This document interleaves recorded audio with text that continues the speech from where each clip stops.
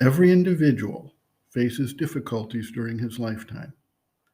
They may be difficulties imposed due to external circumstances attendant on one's birth, cultural or societal position, opportunities, or economic prospects.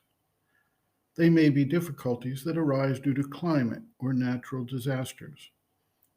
They may also be difficulties that arise as a result of limitations of the individual or as more general manifestations of human nature as presently constituted. There are also difficulties that arise as humanity confronts the pressure and need to change, adapt, and grow, leaving past habits behind and bringing in new ways of seeing, acting, and relating. The individual does not generally have much, if any, control of the external circumstances. He can, however, gain a measure of control over his own decisions, actions, and reactions, and thereby participate actively in the unfolding of the future before him. This is not to say that all of these decisions or actions are painless or successful in the measure sought by the individual, of course.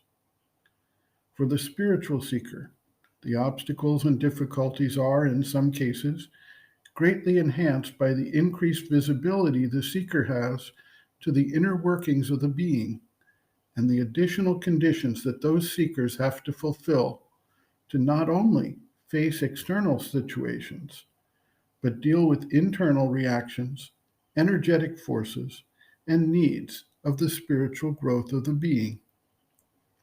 The positive side of all of this is that those who choose the spiritual life have the capacities to succeed if they remain steadfast. With the constant play of the three gunas, the seeker should exercise care to not give way to the rise of tamas with depression or despair that causes him to abandon the path, or with the rise of rajas, fall under the spell of self seeking, vanity, greed, fame, or lust, or under the spell of sattva, take the position of being able to determine what others should do out of spiritual pride, and then try to justify these things without recognizing the spiritual peril involved. Sri Aurobindo notes, quote, all who enter the spiritual path have to face the difficulties and ordeals of the path, those which rise from their own nature and those which come in from outside. The difficulties in the nature always rise again and again till you overcome them. They must be faced with both strength and patience. All who cleave to the path steadfastly can be sure of their spiritual destiny.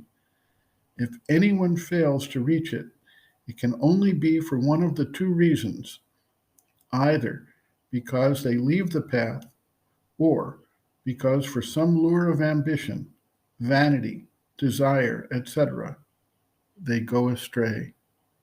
End quote. Reference, Sri Aurobindo and the Mother, Growing Within, The Psychology of Inner Development, Chapter 6, Growth of Consciousness, Difficulties and Pitfalls, page 108.